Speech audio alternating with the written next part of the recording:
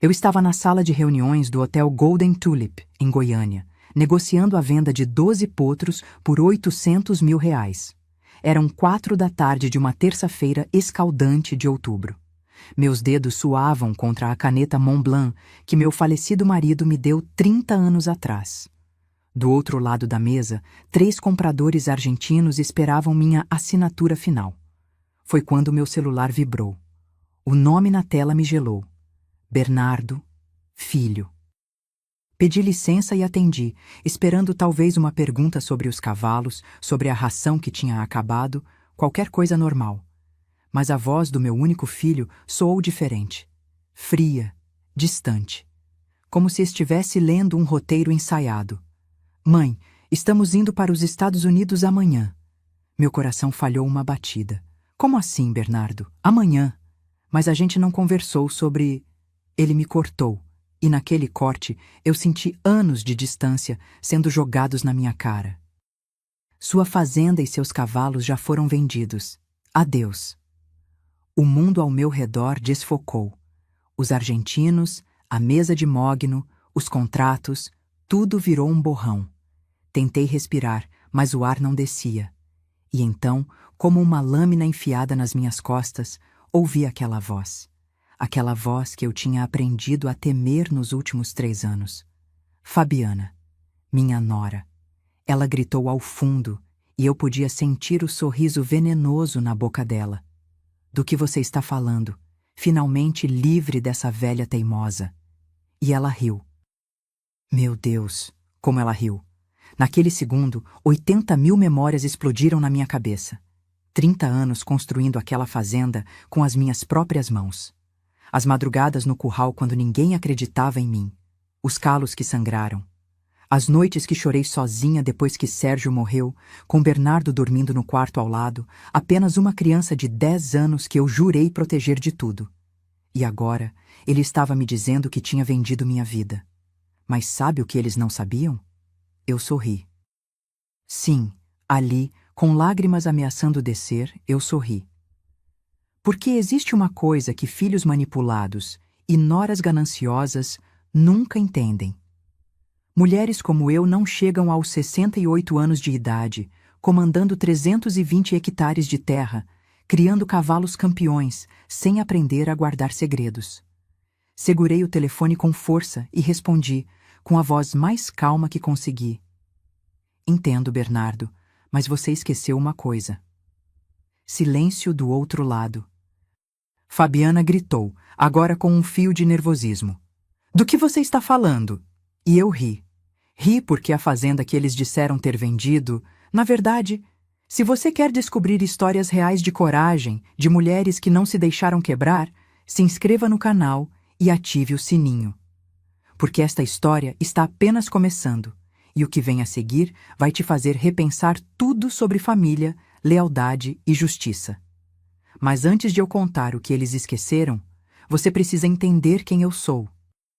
Precisa entender como uma viúva de 38 anos, sozinha, transformou 50 hectares de pasto seco no interior de Goiás em um império que fazia fazendeiros com o dobro da minha idade me pedirem conselhos.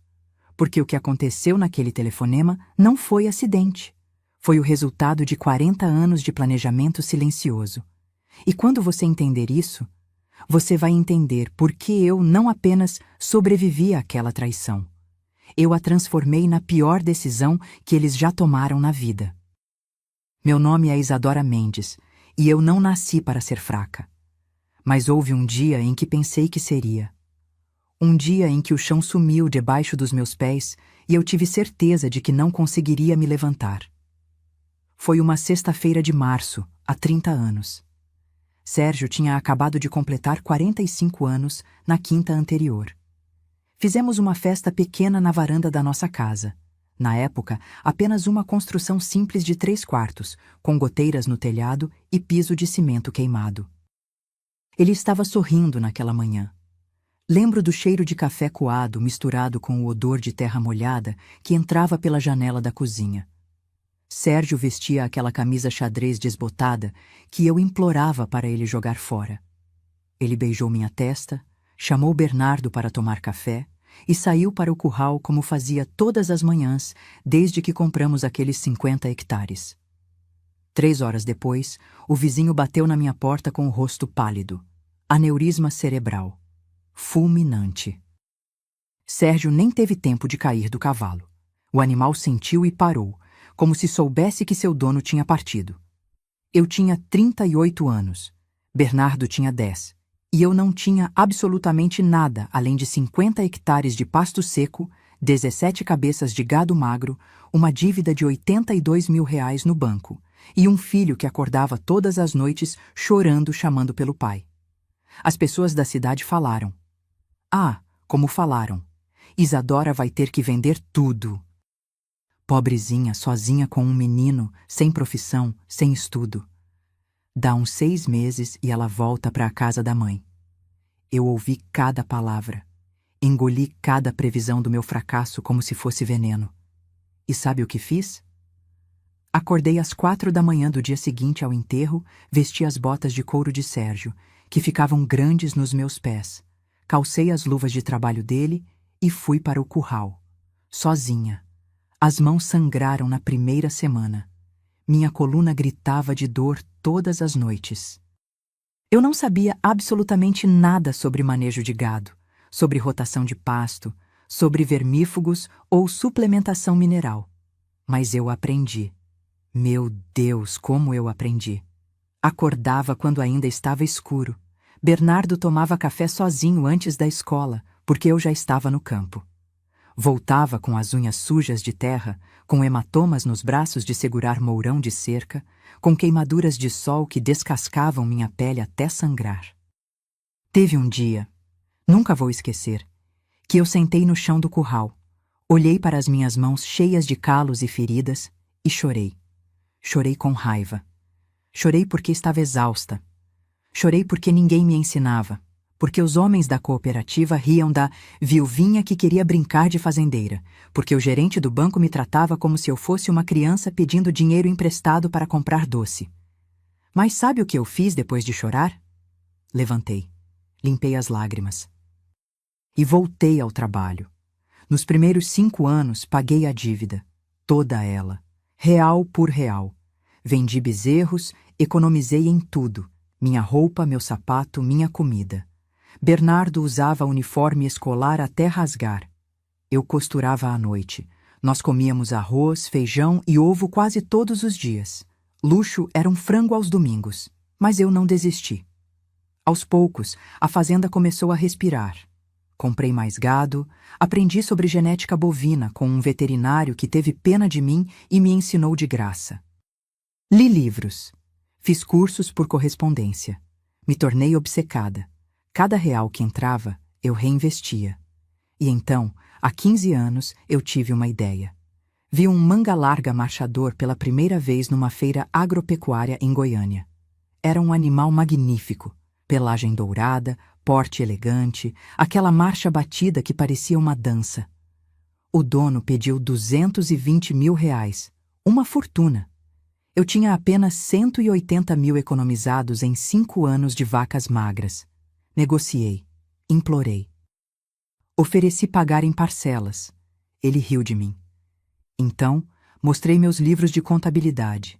Mostrei como, sozinha, eu tinha transformado uma fazenda falida em algo produtivo. Mostrei meu planejamento para os próximos 10 anos. Ele vendeu. E ainda me deu desconto. 190 mil. Aquela égua, estrela da alvorada, mudou minha vida. Em 3 anos, ela me deu 4 potros. Comecei a participar de exposições. Ganhei prêmios. Meu nome começou a circular no mercado. Isadora Mendes, a criadora de manga larga de Goiás. Fazendeiros ricos me ligavam. Compradores vinham de São Paulo, de Minas, até do Rio Grande do Sul. Há 7 anos, vendi um potro campeão por R$ 2.300.000. 2.300.000. Eu, a viúva que ia fracassar. Eu, a mulher que não sabia nada. Eu, que costurava o uniforme rasgado do filho à luz de lamparina para economizar energia. Comprei mais terras. Reformei a casa. Construí estábulos modernos. Contratei funcionários. Minha fazenda passou de 50 para 320 hectares.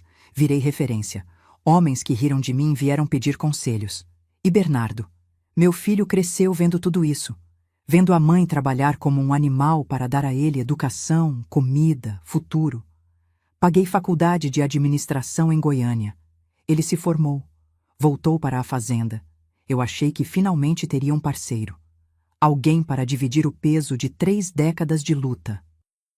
Eu estava tão orgulhosa dele, até o dia em que ele conheceu Fabiana, e tudo que eu construí com sangue, suor e lágrimas começou a desmoronar. Bernardo tinha 32 anos quando me ligou, animado, dizendo que tinha conhecido alguém especial. Meu coração se encheu de alegria. Meu filho merecia ser feliz. Ele tinha passado anos focado na fazenda, nos negócios, ajudando a expandir o que eu construí. Namoros rápidos, nada sério. Eu já tinha até perdido a esperança de vê-lo formar família. Mãe, ela é incrível, você vai adorar. Vou levar ela para jantar em casa no sábado. Passei a semana toda preparando aquela noite. Mandei limpar a casa inteira. Comprei flores frescas, girassóis amarelos que coloquei em vasos de vidro na sala. Preparei uma picanha nobre, farofa de castanhas, vinagrete fresco. Até tirei do armário as taças de cristal que ganhei no meu casamento e nunca usava. Queria que ela se sentisse bem-vinda. Sábado chegou, 7 da noite. Ouvi o som do carro de Bernardo na entrada de Cascalho. Meu coração batia acelerado. Aquela ansiedade boa de mãe conhecendo a possível nora. Alisei meu vestido de linho verde água, aquele que eu usava em ocasiões importantes, e fui até a varanda. Bernardo saiu do carro sorrindo. E então ela desceu. Fabiana. A primeira coisa que notei foi a idade. Ela era claramente mais velha que meu filho. Descobri depois que 8 anos mais velha. 40 na época. Cabelos loiros descoloridos puxados num coque rígido, unhas postiças vermelhas compridas demais, uma bolsa de marca que eu reconheci porque vi numa revista. 12.000 reais. Ela usava um conjunto de linho bege e salto agulha fino. Salto agulha? Numa fazenda. Sorri e abri os braços. Ela me cumprimentou com 2 beijos no ar, aqueles que não tocam de verdade. Suas mãos estavam frias, e quando ela entrou na minha casa, seus olhos... Meu Deus, como seus olhos vasculharam cada detalhe. Não foi um olhar de curiosidade normal. Foi um inventário. Vi quando ela parou na estante de troféus dos cavalos. Vi quando olhou fixamente para o aparador antigo de jacarandá que pertenceu à minha avó. Vi quando seus olhos se fixaram no quadro na parede. Uma pintura a óleo que eu tinha comprado 2 anos antes numa galeria em Goiânia. 28.000 reais, obra de um artista local famoso. Ela sorriu. Mas não foi um sorriso quente. Foi calculista. Durante o jantar, Fabiana falou sem parar. Sobre ela. Sempre sobre ela. Contou que era divorciada, que tinha 2 filhos adolescentes do primeiro casamento, Vinícius, 17, e Laura, 15, que tinha passado por muito sofrimento com o ex-marido, que merecia recomeçar a vida com dignidade. Percebi como ela tocava o braço de Bernardo a cada frase, como inclinava a cabeça quando ele falava, com aquele jeitinho estudado de quem sabe exatamente o que está fazendo. E então ela soltou a primeira farpa. Dona Isadora, deve ser tão cansativo gerenciar tudo isso na sua idade. Finquei o garfo no prato. Bernardo riu, nervoso, tentando suavizar. Mãe é uma leoa, Fabi. Ela não cansa. Mas Fabiana continuou, agora com um tom de falsa preocupação. Mas é muita responsabilidade para uma pessoa só, né? A senhora já fez tanto, já provou tudo que tinha que provar. Não seria hora de descansar? Aproveitar a vida? Aproveitar a vida. Como se eu estivesse desperdiçando meus dias. Engoli a raiva e sorri. Eu adoro o que faço, Fabiana. A fazenda não é peso, é minha vida. Ela deu aquele sorriso pequeno, condescendente. Claro, claro. Mas mesmo assim, na sua idade, é natural querer passar o bastão para a próxima geração, não é? A próxima geração, ou seja, Bernardo, ou seja, ela. Olhei para meu filho esperando que ele dissesse alguma coisa, que me defendesse, que visse o absurdo daquela insinuação. Mas ele só comeu sua picanha, alheio, como se a mulher ao lado dele não tivesse acabado de me chamar de velha incapaz. A noite seguiu tensa. Fabiana elogiou a casa. Charmosinha, com potencial para reformas lindas. Elogiou os cavalos. Devem valer uma fortuna, né? Perguntou sobre a escritura da fazenda, sobre testamento, sobre planejamento sucessório. Quem pergunta isso no primeiro jantar? Quando foram embora, Bernardo me abraçou na varanda. E aí, mãe? Gostou dela? Segurei o rosto dele entre minhas mãos. Meu menino, meu único filho. E menti. Se você está feliz, eu estou feliz. Mas naquela noite, deitada na cama, olhando o ventilador girar no teto, eu soube. Soube com cada fibra do meu ser. Aquela mulher não amava meu filho. Ela amava o que eu tinha construído. E ela não iria parar até conseguir tudo. 6 meses depois, Bernardo me ligou dizendo que ia se casar. Não pediu minha bênção. Não perguntou minha opinião. Apenas avisou. A cerimônia seria pequena, só parentes próximos, no cartório de Goiânia. Vesti meu melhor conjunto e fui. Vi Fabiana entrar de branco, um vestido justo demais para uma segunda união. Vi os filhos dela, 2 adolescentes entediados mexendo no celular. E vi meu filho assinar aquele papel como se estivesse assinando o fim da nossa história. Porque foi exatamente isso que ele fez. A partir daquele dia, Fabiana entrou oficialmente na minha vida. E ela tinha planos. Planos que eu ainda não imaginava o quão cruéis podiam ser. Os primeiros 6 meses depois do casamento foram sutis.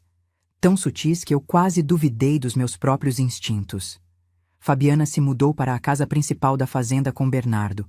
Aquela que eu construí tijolo por tijolo, suor por suor. Trouxe os 2 filhos, Vinícius e Laura, que ocuparam os quartos de hóspedes como se fossem donos. A menina reclamava da internet lenta. O garoto reclamava do tédio da roça. Nenhum dos 2 me cumprimentava direito, mas Fabiana? Fabiana era doçura pura, na minha frente. Dona Isadora, a senhora não precisa se preocupar com mais nada. Agora tem gente jovem aqui para cuidar de tudo. Dona Isadora, descansa. Eu arrumo a cozinha. Dona Isadora, deixa que eu levo esses documentos para o Bernardo assinar. A senhora já trabalhou demais hoje. Cada Dona Isadora soava como um lembrete. Você é velha. Você está ultrapassada. Você está no caminho. E Bernardo? Meu filho estava cego, completamente enfeitiçado.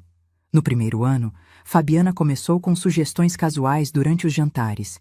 Amor, sua mãe trabalha tanto. Será que não está na hora dela aproveitar a vida? Viajar, descansar?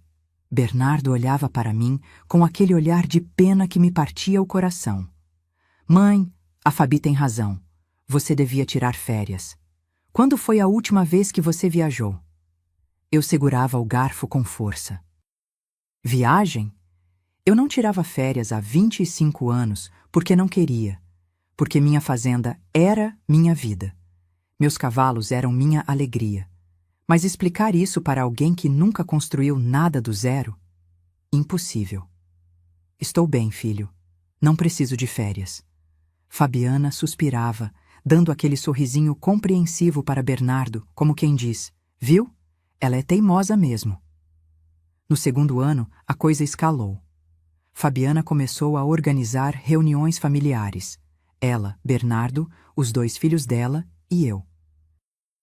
Sim, reuniões, na minha própria casa, para discutir o futuro da fazenda.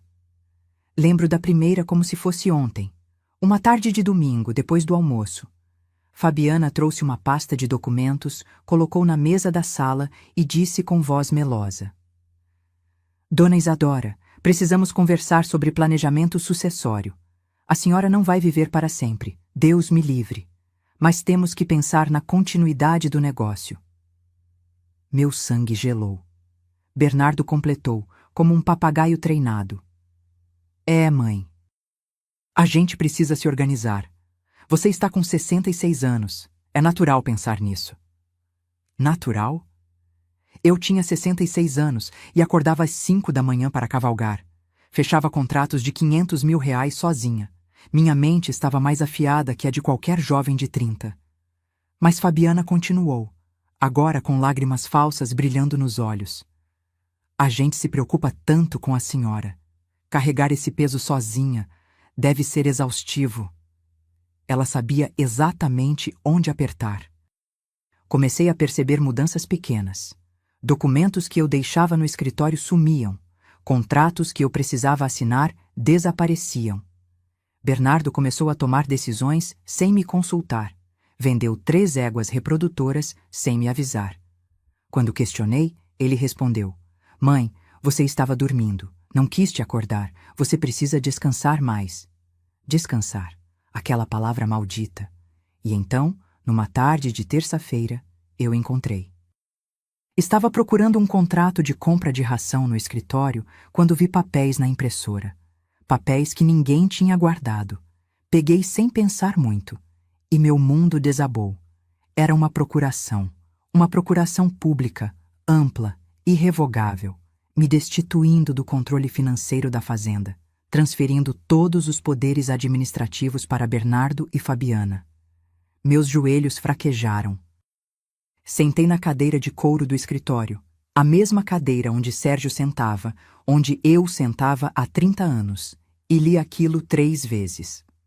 A outorgante Isadora Mendes, em pleno gozo de suas faculdades mentais, mas considerando sua idade avançada e necessidade de repouso.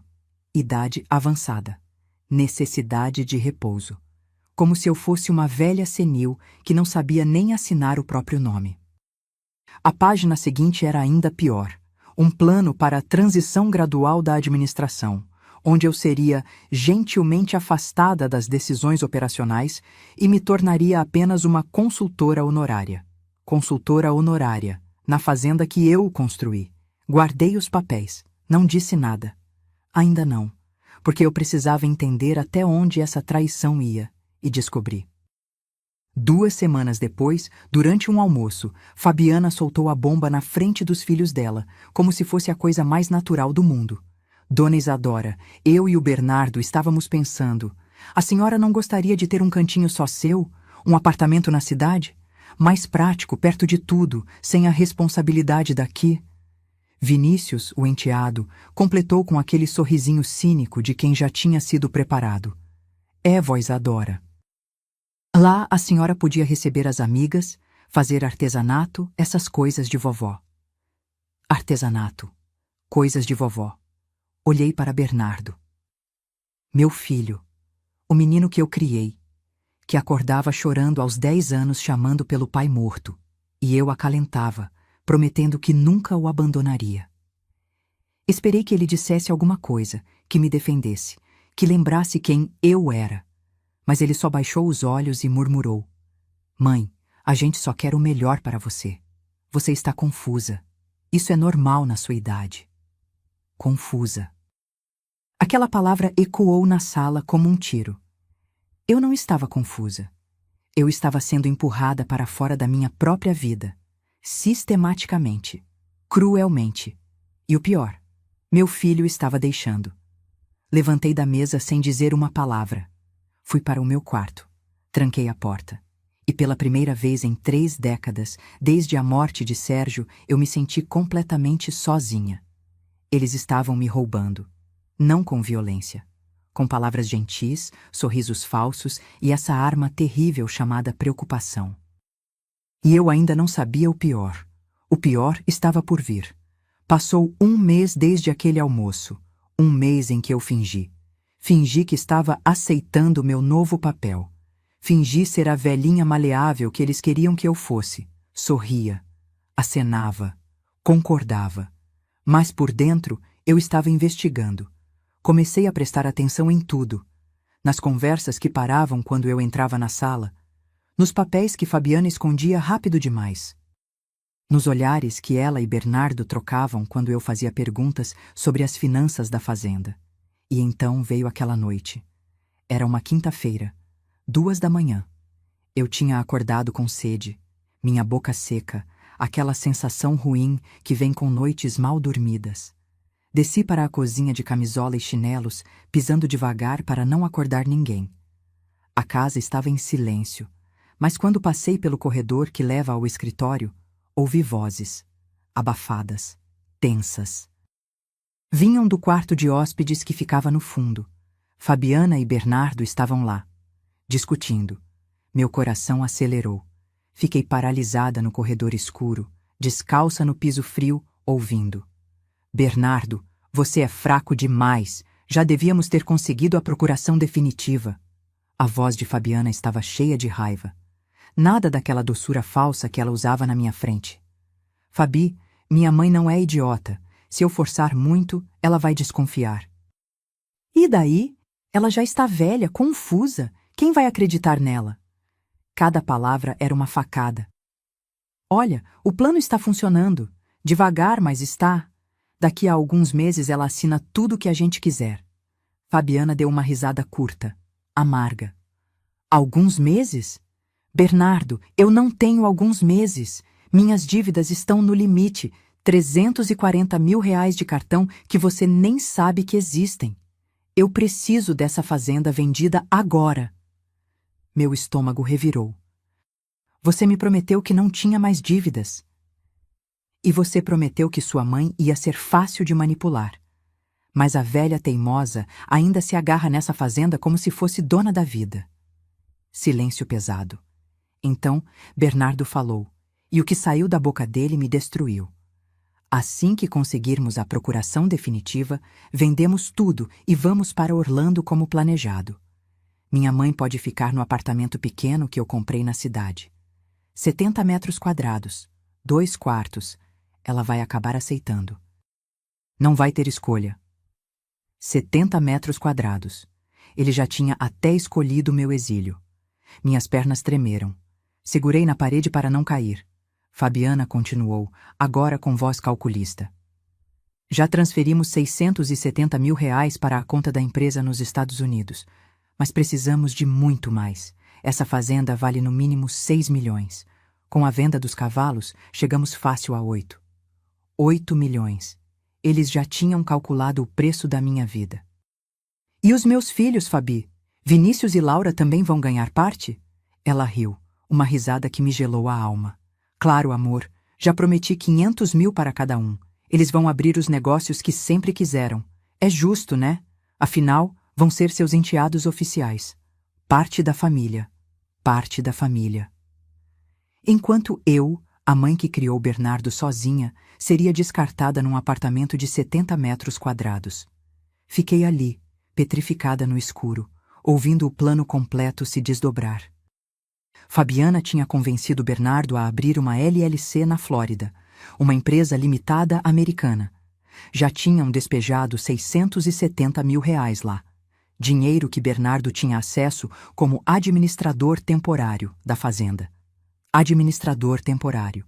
Aquele cargo que eu dei a ele confiando que meu filho jamais me roubaria. Mas tinha pior. Bernardo, aquele comprador de Goiânia, está pressionando. Ele quer fechar a venda da fazenda até o fim do mês. 5 milhões e 800 mil à vista. Meu coração parou. Mas a fazenda não está no nome dela ainda?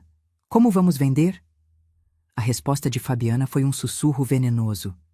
Já está resolvido, amor. Você assinou a procuração dela semana passada, lembra? Eu só ajustei alguns detalhes. Adulteramos a assinatura em 2 documentos de transferência. O tabelião é amigo do meu primo. Ele não vai questionar. Adulteraram. Minha.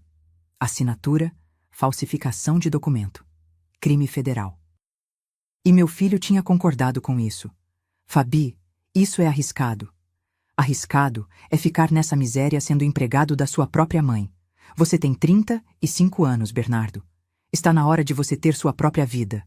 Empregado. Ela chamou meu filho de empregado na fazenda que ele ajudou a construir comigo. E se ela descobrir? Fabiana riu. Aquele riso que eu nunca mais vou esquecer.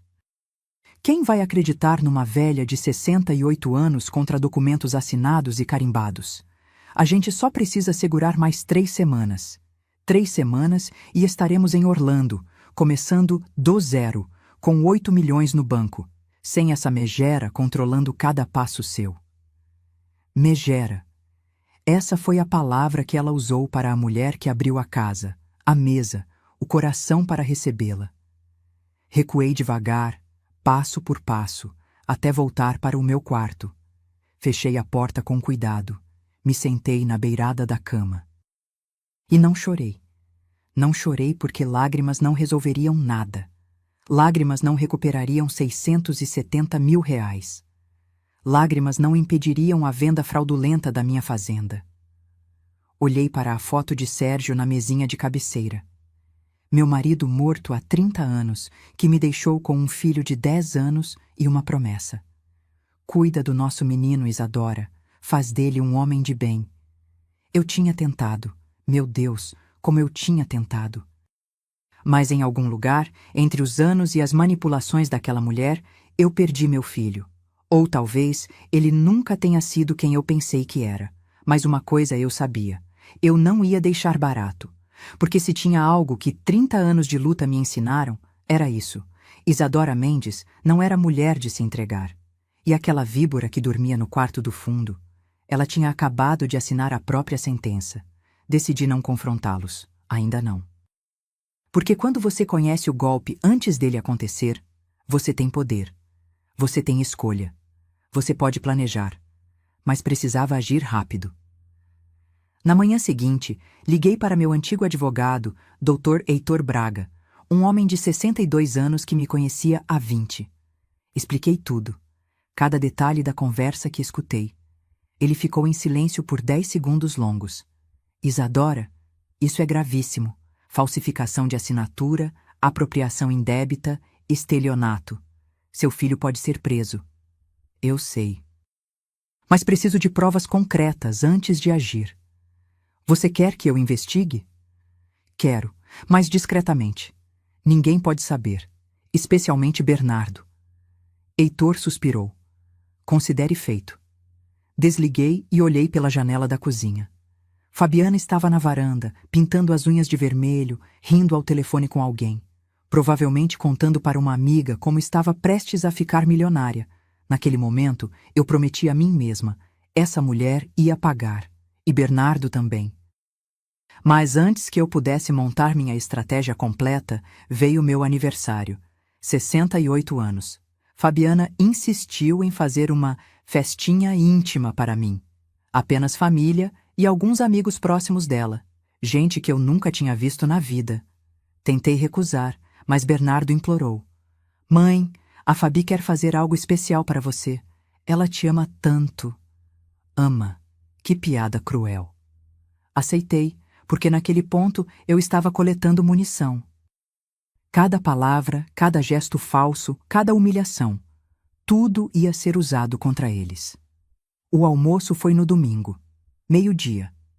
Fabiana decorou a mesa com arranjos de flores artificiais, lírios de plástico rosa-choque que eu odiava. Fez uma lasanha requentada e comprou um bolo industrializado da padaria com aquela cobertura doce demais.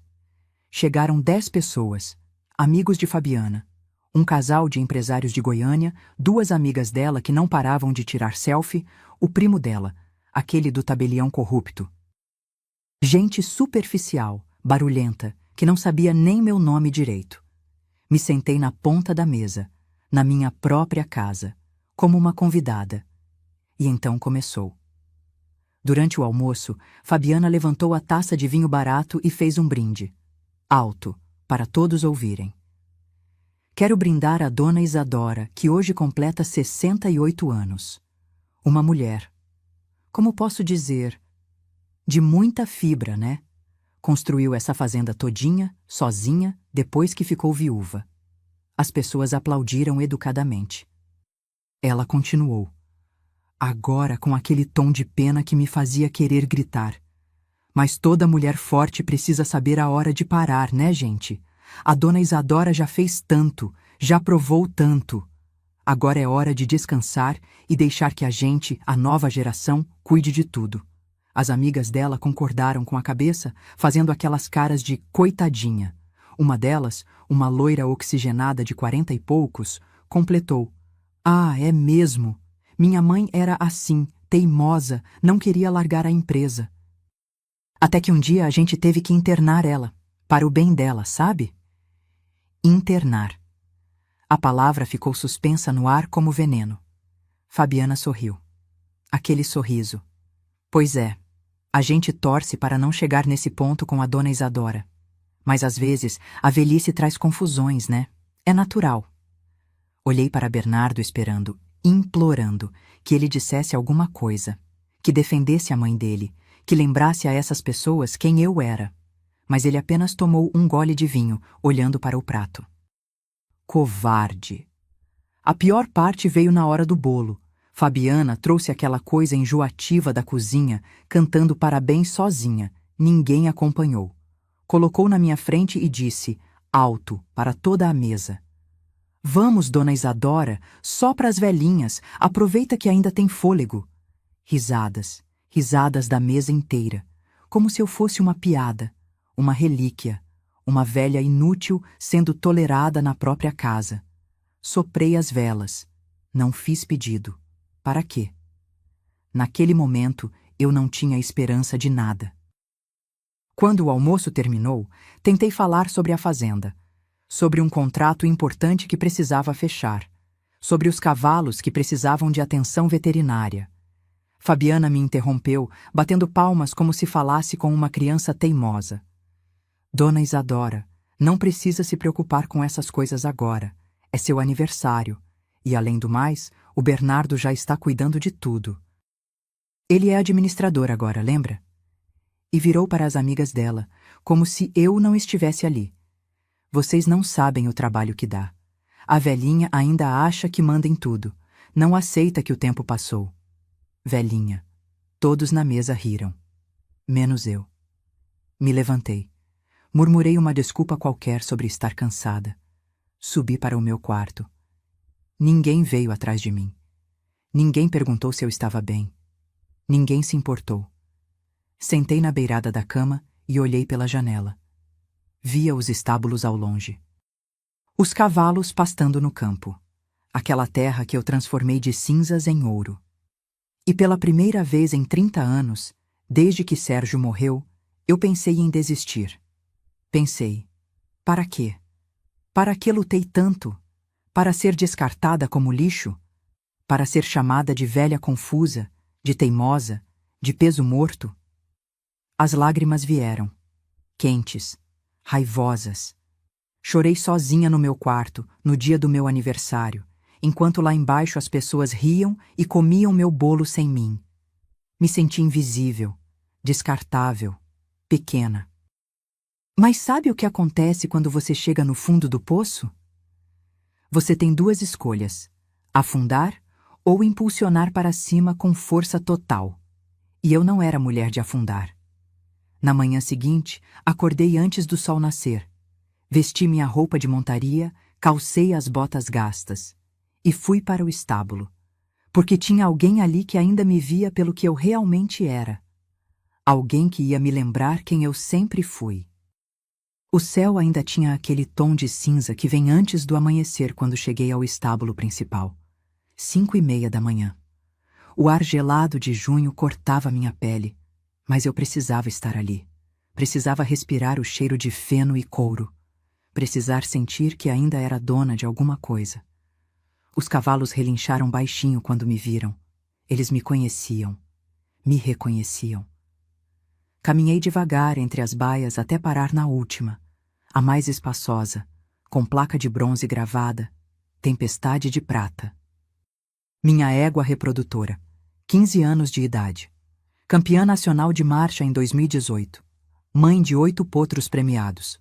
Pelagem tordilha que brilhava como metal líquido sob a luz. Ela valia sozinha R$ 450 mil. Mas para mim, não tinha preço. Abri a porta da baia, esperando que ela viesse até mim como sempre fazia, colocando o focinho quente na minha mão, pedindo carinho. Mas ela não veio. Estava encostada no canto do fundo. Imóvel. Tempestade? Entrei devagar. E foi quando vi. A égua tinha um ferimento aberto na cernelha, aquela região entre o pescoço e o dorso. Sangue seco grudado no pelo. A água do bebedouro estava suja, esverdeada. O feno, mofado, fedendo. Meu coração disparou. Cheguei perto dela, passei a mão suavemente no pescoço. Ela estremeceu. Virou a cabeça e me olhou com aqueles olhos escuros, profundos, e eu jurei que vi dor ali. Dor e desamparo. Quem fez isso com você?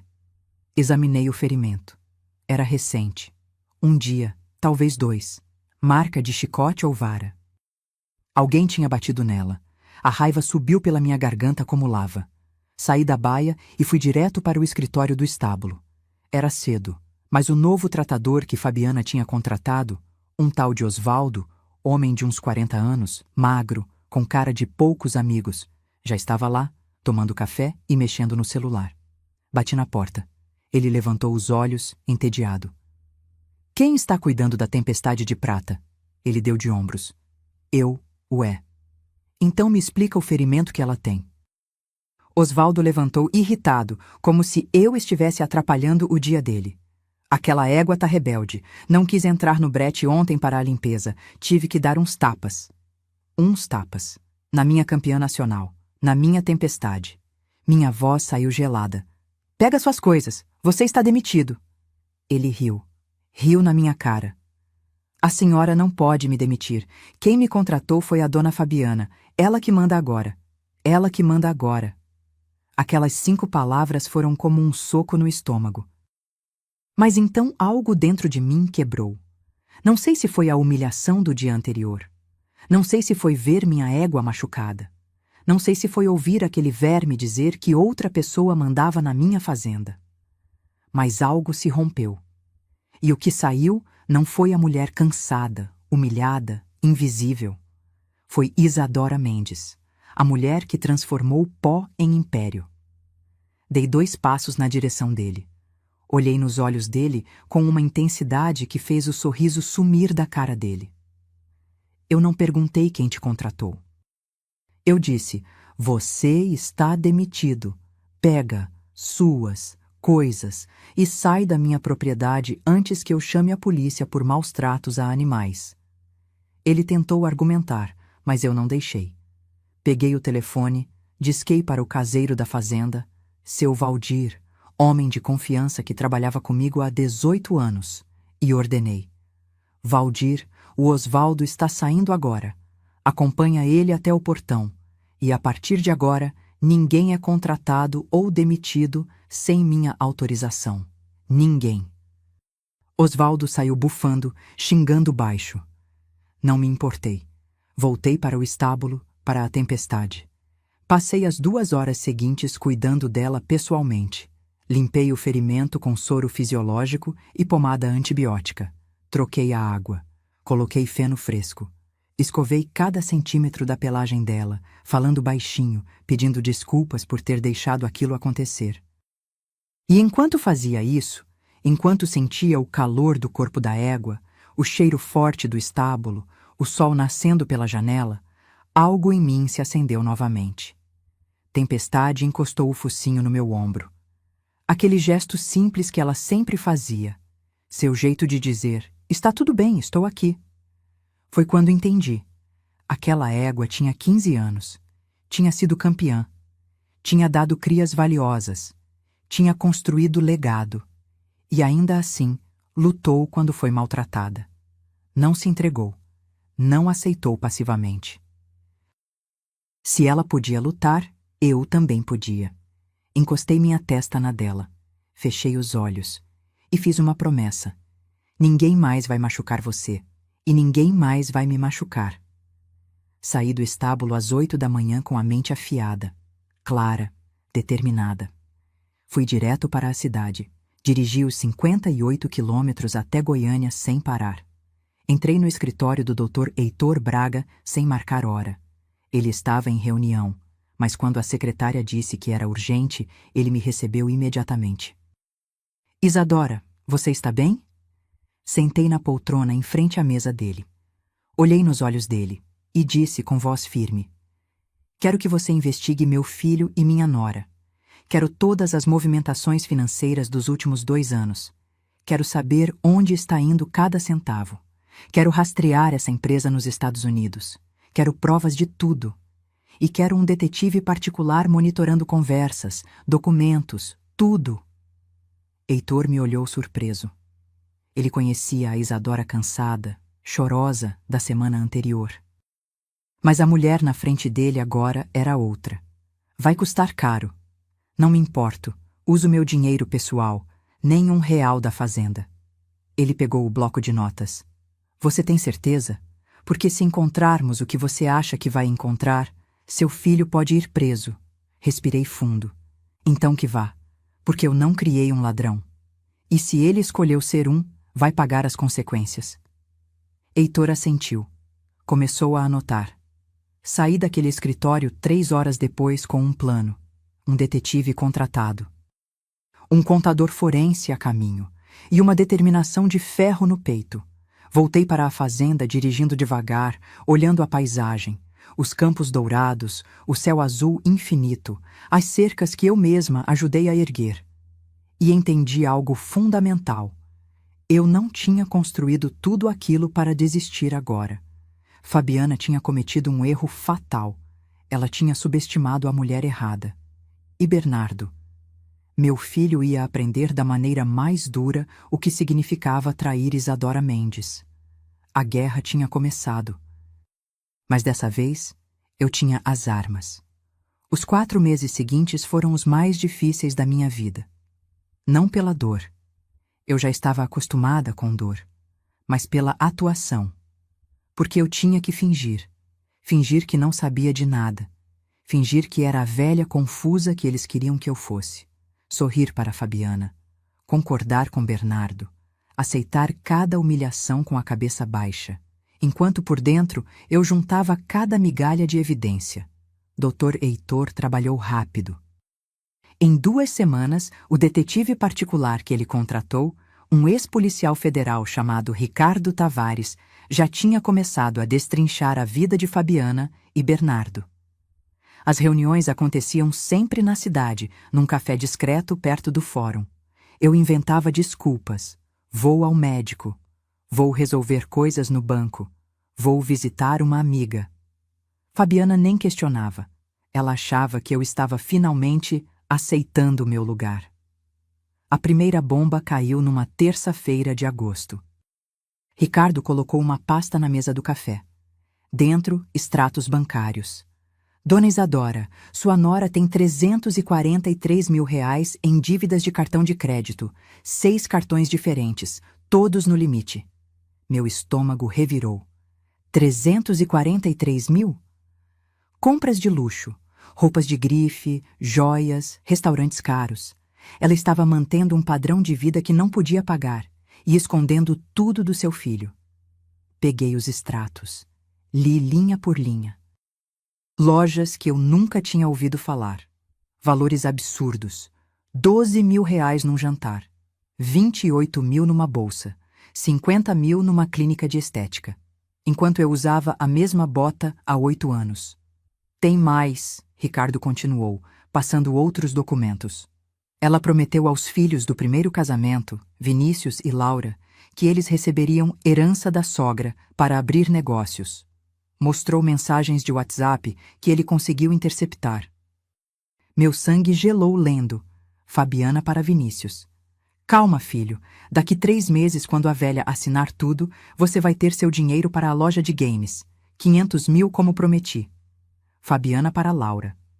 Filha, seu salão de beleza vai sair. A fazenda vai ser vendida e você vai ter seus 500 mil também.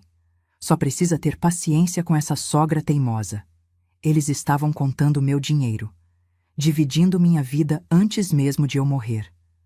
Mas o pior ainda estava por vir. Ricardo abriu o laptop. Mostrou movimentações bancárias da conta de Bernardo como administrador da fazenda. Nos últimos 18 meses, seu filho transferiu R$670 mil para uma conta da LLC que eles abriram na Flórida, Sunshine Farms, LLC. 670 mil reais. Dinheiro da venda de gado, de cavalos, de contratos que eu fechei, desviado para os Estados Unidos. E tem mais. Eles já venderam 30 bezerros de forma antecipada, receberam 420 mil de um frigorífico de Anápolis e o dinheiro sumiu. Não entrou na contabilidade da fazenda. 420 mil reais. Simplesmente evaporados. Fiz as contas mentalmente. Já tinham roubado mais de R$1 milhão de mim. E a fazenda? Perguntei com a voz tremendo. Eles realmente tentaram vender? Ricardo assentiu sério. Sim, encontrei um contrato preliminar de compra e venda. O comprador é Wilson Amarante, empresário do agronegócio de Goiânia. Valor: 5.800.000 reais. 5.800.000. Por uma propriedade que valia facilmente 8 milhões. O pior é que eles usaram falsificação da sua assinatura em 2 documentos de transferência. Já pedi para um perito grafotécnico analisar. É falsificação grosseira, mas foi autenticada por um tabelião corrupto, primo da sua nora. Crime. Crime federal. Meu filho tinha cometido um crime. Respirei fundo. As mãos tremiam. Ricardo percebeu e colocou a mão sobre a minha. Dona Isadora, eu sei que é difícil, mas você precisa decidir. Quer seguir com isso? Porque se seguirmos, seu filho vai responder criminalmente. Olhei pela janela do café. Vi pessoas passando na rua, gente normal, vivendo vidas normais, e pensei, eu poderia ter tido isso. Uma velhice tranquila, um filho grato, respeito, mas não. Eu tinha que estar ali, descobrindo que meu próprio sangue estava me traindo. Quero todas as provas, respondi, firme. Gravações, documentos, testemunhas, tudo. Ricardo sorriu. Não um sorriso alegre, um sorriso de respeito. Já estamos nisso. Instalei escutas no escritório da fazenda, com autorização judicial, tudo legal. Nas últimas 3 semanas, gravamos 12 horas de conversas entre Fabiana e Bernardo. Planejamento detalhado de como vão dividir o dinheiro, como vão te convencer a assinar uma procuração irrevogável. Como vão te ajustar num apartamento pequeno enquanto eles vivem nos Estados Unidos? Ajustar. Como se eu fosse um móvel velho que não serve mais. Nas semanas seguintes, Ricardo trouxe mais, muito mais. Conversas gravadas de Fabiana chamando Bernardo de fraco e manipulável para as amigas. A conta bancária secreta onde ela depositava dinheiro de pequenas vendas da fazenda que Bernardo autorizava. Mensagens dela para o ex-marido pedindo dinheiro emprestado, porque o novo trouxa ainda não liberou toda a grana da sogra. Trouxa. Ela chamou meu filho de trouxa. E o mais chocante, descobri que Fabiana tinha planejado tudo desde antes do casamento.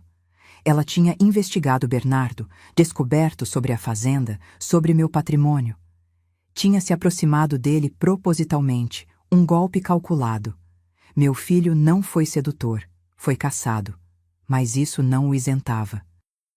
Porque, em algum momento, ele escolheu o dinheiro, escolheu a esposa manipuladora, escolheu me trair. No final de novembro, 4 meses depois que comecei a investigação, Ricardo colocou um pendrive na minha mão. Aqui está tudo, Dona Isadora. Provas suficientes para prender os 2: estelionato, falsificação, apropriação indébita. Seu advogado pode entrar com representação criminal. Guardei o pendrive na bolsa. Aquele pequeno objeto de plástico continha a destruição da vida de Fabiana. E de Bernardo, meu filho. Aquela noite, sentei sozinha na varanda.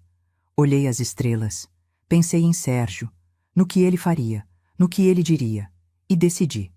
Não ia apenas expô-los. Ia fazer com que cada humilhação que me causaram fosse devolvida, com juros, porque existe uma diferença entre vingança e justiça. E o que eu ia fazer? Era justiça pura. Dezembro chegou com calor sufocante. O tipo de calor que faz o asfalto derreter, que deixa o ar tremendo, que seca a garganta só de respirar. Eu estava em Goiânia, na sala de reuniões do Hotel Golden Tulip, fechando a venda de 12 potros para 3 compradores argentinos. 800 mil reais. Um dos maiores contratos do ano. A caneta Mont Blanc estava na minha mão, pronta para assinar. Eram 4 da tarde quando meu celular vibrou na mesa. Bernardo. Filho. Meu coração apertou. Não porque eu tivesse medo, mas porque eu sabia. Depois de 4 meses investigando, eu sabia que algo estava vindo. Doutor. Heitor tinha me avisado pela manhã. Isadora, eles aceleraram. O comprador da fazenda está pressionando. Pode acontecer a qualquer momento. Pedi licença aos argentinos e atendi. Alô? A voz de Bernardo soou diferente. Não tinha aquele tom de filho. Tinha frieza, distância. Como se estivesse lendo um discurso ensaiado que Fabiana tinha escrito para ele. Mãe, estamos indo para os Estados Unidos amanhã. Meu estômago revirou. Amanhã. Eles tinham tanta certeza que já tinham comprado as passagens. Como assim, Bernardo? Amanhã a gente não conversou sobre... Ele me cortou. Nem deixou eu terminar. Sua fazenda e seus cavalos já foram vendidos. Adeus. Aquela palavra. Adeus. Não um até breve. Não um a gente se fala. Adeus. Como se estivesse me descartando, me apagando da vida dele. Os argentinos na mesa ficaram embaçados. Minha visão embaralhou. Precisei segurar na beirada da cadeira para não cambalear. E então veio aquela voz. Aquela voz que eu tinha aprendido a odiar mais que qualquer coisa no mundo. Fabiana gritou ao fundo, longe do telefone, mas eu ouvi cada palavra venenosa. Do que você está falando? Finalmente livre dessa velha teimosa. E ela riu. Aquele riso agudo, cheio de vitória falsa, como se tivesse ganhado uma guerra. Como se eu fosse apenas um obstáculo que finalmente tinha sido removido do caminho. Naquele segundo, tudo veio de uma vez. As 30 madrugadas suadas no curral depois que Sérgio morreu. As mãos sangrando de erguer cerca, os joelhos machucados de plantar cada árvore daquela fazenda. As noites que pulei, jantar para economizar e pagar a faculdade de Bernardo. O orgulho que senti quando ele se formou, quando voltou para me ajudar. Tudo jogado no lixo, por causa de uma mulher gananciosa e de um filho fraco. Mas sabe o que aconteceu? Em vez de desabar, em vez de chorar, algo dentro de mim sorriu. Porque durante 4 meses, enquanto eles planejavam me destruir, eu estava um passo à frente. Eu tinha provas, gravações, documentos, testemunhas. Eu sabia de cada centavo roubado, de cada mentira dita, de cada assinatura falsificada. E eles não faziam ideia. Respirei fundo, sequei a lágrima que ameaçou cair. Olhei para os 3 argentinos que me observavam preocupados. Fiz um sinal de que estava tudo bem. E respondi ao meu filho com a voz mais calma que consegui. Quase doce, quase maternal. Entendo, Bernardo, mas você esqueceu uma coisa. Silêncio do outro lado da linha. Eu podia sentir a confusão, o nervosismo, a sensação de que algo estava errado. Fabiana gritou de novo, agora com um fio de desespero na voz. Do que você está falando? E eu sorri, um sorriso genuíno, porque ia ser tão delicioso desmontar a farsa deles. Vocês venderam a fazenda, é isso? Bernardo gaguejou. Eu, sim. 5.800.000 reais. O comprador já pagou 1,5 milhão de sinal. Está tudo acertado. 1,5 milhão de sinal. Dinheiro que eles já tinham embolsado. Dinheiro que teriam que devolver. E os cavalos? Também venderam? Todos, menos a Tempestade, porque ela está velha, ninguém quis. Velha, como eu. E a papelada? Está tudo certo? Silêncio, um silêncio pesado. Está, mãe. Tudo assinado e autenticado. Menti. Eu sabia que era mentira. Sabia que tinham falsificado minha assinatura. Sabia que o tabelião era corrupto. Sabia de tudo. Entendo. Pausa longa. Eles esperavam que eu surtasse, que chorasse, que implorasse. Mas eu só disse calmamente: Bernardo, tem um problema no que você acabou de me dizer. Ouvi Fabiana sussurrar algo ao fundo. Ouvi o pânico começando a rachar a voz dela. Que problema, mãe? Olhei pela janela do hotel. O sol de dezembro queimava o céu de Goiânia. Pessoas andavam na rua, alheias ao drama que estava acontecendo naquela ligação. A fazenda que você vendeu, ela não está no meu nome, filho. Silêncio absoluto. Como assim? Nunca esteve. E se você tivesse me perguntado antes de falsificar minha assinatura, eu teria te contado. Ouvi algo cair do outro lado. Talvez um copo. Talvez a esperança deles. Fabiana gritou, agora com voz esganiçada. Isso é mentira! Ela está blefando! Mas Bernardo sabia.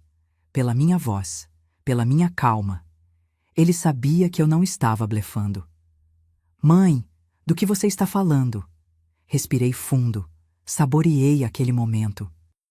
Porque depois de 4 meses de humilhação, de fingimento, de dor engolida, eu finalmente podia virar o jogo. 40 anos atrás, quando seu pai morreu, coloquei toda a propriedade em nome de uma holding familiar, criada com meu pai, o advogado Augusto Mendes, por segurança, por medo de invasões de terra que aconteciam na época. Silêncio mortal. Você nunca teve poder legal para vender nada, Bernardo. Todas aquelas procurações que você tem são limitadas, operações do dia a dia. Compra de insumos, contratação de funcionários, nada mais. Fabiana gritou algo que não entendi. Parecia um animal ferido. A escritura que vocês usaram para vender a fazenda? Falsa. O comprador que pagou 1,5 milhão de sinal vai querer o dinheiro de volta, com multa de 40%, segundo o contrato que eu pedi para meu advogado revisar. Fiz uma pausa. Deixei aquilo afundar. Ou seja, vocês vão ter que devolver 2.100.000 reais. Dinheiro que vocês não têm. Bernardo começou a gaguejar. A voz saiu quebrada, desesperada. Mãe, eu não... A Fabi disse que... Eu achei que... Você achou que eu era uma velha idiota? Silêncio. Achou que poderia me roubar, me humilhar, me jogar num apartamento de 70 metros enquanto vocês viviam com meu dinheiro nos Estados Unidos? Ouvi Fabiana chorando ao fundo. Não lágrimas de arrependimento, lágrimas de desespero por ter perdido. Bernardo, eu vou te dar um conselho de mãe. Arruma um advogado. Um bom. Porque o que você fez se chama estelionato e falsificação de documento. E eu tenho provas de tudo. Desliguei. As mãos tremiam, mas não de medo. De alívio, de justiça. Os argentinos me olhavam boquiabertos. Sorri para eles, peguei a caneta e assinei o contrato. Desculpem a interrupção, senhores. Assuntos de família. A guerra tinha acabado, mas a execução da sentença estava apenas começando. 3 dias depois daquela ligação, enviei uma mensagem para Bernardo. Curta, direta, gelada. Preciso que você e Fabiana venham à fazenda amanhã, 10 horas da manhã. Assunto urgente sobre a transferência da propriedade. Tragam os documentos da venda. Ele respondeu em 5 minutos. Ok, mãe, a gente vai. Claro que iriam. Eles ainda achavam que tinham alguma chance de consertar a mentira. De me convencer que estava tudo certo. De me manipular mais uma vez. Mas o que eles não sabiam é que eu não estava sozinha. Na manhã de sexta-feira, 9 horas, comecei a receber as visitas. Primeiro chegou o Dr. Heitor Braga, meu advogado, com 2 pastas grossas de documentos debaixo do braço. Ele estava sério, mas percebi um brilho de satisfação nos olhos dele. Justiça finalmente sendo feita. Depois chegou o delegado Maurício Lins, meu amigo de 20 anos, ex-colega de Sérgio nos tempos de universidade. Homem íntegro, incorruptível. Ele trouxe 2 oficiais de justiça. Isadora, você tem certeza disso? Ele perguntou, apertando minha mão. Absoluta. E então chegou Wilson Amarante, o comprador da fazenda. Um homem de 50 e poucos anos, empresário do agronegócio, cara de poucos amigos. Ele estava furioso. Dona Isadora, eu paguei 1,5 milhão de sinal nessa propriedade. Se essa venda não se concretizar, vou processar todo mundo. Heitor levantou a mão, calmo. Senhor Wilson, o senhor foi vítima de uma fraude. A senhora Isadora não autorizou venda nenhuma. A assinatura nos documentos é falsificada. Wilson ficou branco. Falsificada? Vamos provar isso hoje. E o senhor terá seu dinheiro de volta. Pode ficar tranquilo. Às 10 horas em ponto, ouvi o som do carro de Bernardo na entrada de Cascalho. Todos estávamos na sala principal. Eu sentada na poltrona de couro que Sérgio amava, Heitor à minha direita, Maurício à esquerda, os 2 oficiais de pé ao fundo, Wilson sentado em outra poltrona, de braços cruzados. Bernardo e Fabiana entraram pela varanda. Eles estavam radiantes, sorridentes. Bernardo usava camisa social clara, calça jeans, sapato novo. Fabiana estava de vestido rosa, maquiagem perfeita, aquele sorrisinho vitorioso no rosto. Carregava uma pasta, provavelmente com as passagens para Miami, comprovantes de depósito, sonhos de riqueza. Mas quando abriram a porta da sala e viram toda aquela gente, o sorriso morreu. Fabiana parou. Bernardo também. Os olhos deles correram de pessoa para pessoa, tentando entender. Mãe, o que está acontecendo aqui? Bernardo tinha medo na voz. Reconhecia o delegado. Via os oficiais de uniforme. Fabiana tentou disfarçar, forçando um riso nervoso. Dona Isadora, que reunião é essa? Não era só para assinar os documentos finais? Não respondi. Apenas apontei para as cadeiras vazias na frente da mesa de centro. Sentem. Não foi um convite. Foi uma ordem. Eles se sentaram. Fabiana tentou segurar a mão de Bernardo, mas ele estava tremendo. Heitor abriu a primeira pasta. Tirou um envelope grosso. Colocou na mesa. Vamos começar pelo básico, ele disse, com voz de promotor. Bernardo Mendes e Fabiana Costa Mendes, vocês tentaram vender uma propriedade que não pertence a vocês. Usaram falsificação de assinatura em documentos públicos. Desviaram mais de R$ 1 milhão em fundos da fazenda para contas pessoais. Fabiana levantou, agressiva. Isso é mentira, nós temos procuração. O Bernardo é administrador. Heitor nem piscou. Procuração limitada. Operações do dia a dia. Nunca, em nenhum momento, houve autorização para a venda de patrimônio. Tirou outro documento. Uma certidão. A Fazenda Santa Helena pertence a Holding Mendes em Filhos Agropecuária Litada, registrada em 1985, sob controle societário majoritário de Isadora Mendes. Bernardo possui 10% de participação, herança do pai, mas não tem poder de decisão sobre venda ou alienação de bens. Bernardo ficou branco como papel. Mas, mãe, você nunca me disse. Nunca te perguntei, respondi gelada. Se tivesse me procurado com respeito, como filho, em vez de me tratar como uma velha no caminho, eu teria explicado tudo. Heitor continuou, implacável. Vocês receberam R$ 1,5 milhão de sinal do senhor Wilson Amarante, aqui presente. Wilson se inclinou, fuzilando os dois com o olhar. E eu quero meu dinheiro de volta, com os 40% de multa previstos no contrato. Dá R$ 2,1 milhões. Fabiana começou a chorar. Não de tristeza, de pânico. A gente não tem esse dinheiro, já gastamos, já compramos, já transferimos. Já roubaram, completei. R$ 670 mil desviados para os Estados Unidos, 420 mil de venda irregular de gado, mais o sinal de R$ 1,5 milhão. No total, R$ 2,590 mil. Heitor tirou outro envelope. Esse era o mais pesado. Aqui estão as gravações. 4 meses de conversas interceptadas, legalmente com autorização judicial, onde os senhores planejam detalhe por detalhe como se livrar da dona Isadora. Colocou um gravador pequeno na mesa.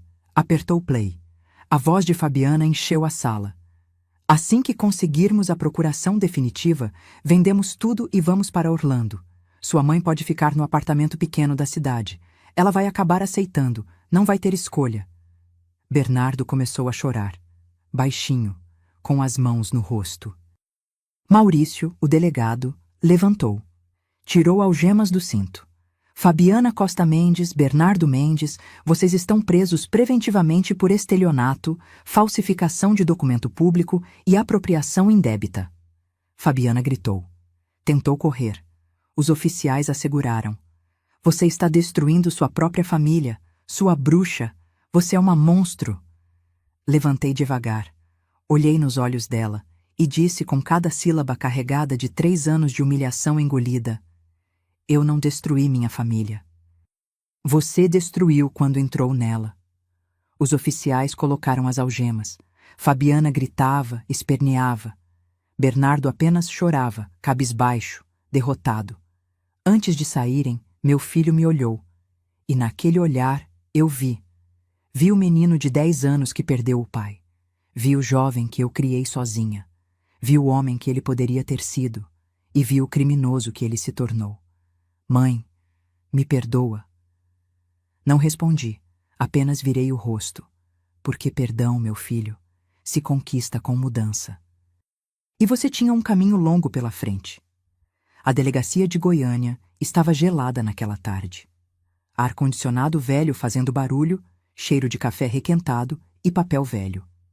Sentei numa cadeira de plástico duro, enquanto o Dr. Heitor conversava com o delegado Maurício sobre os próximos passos.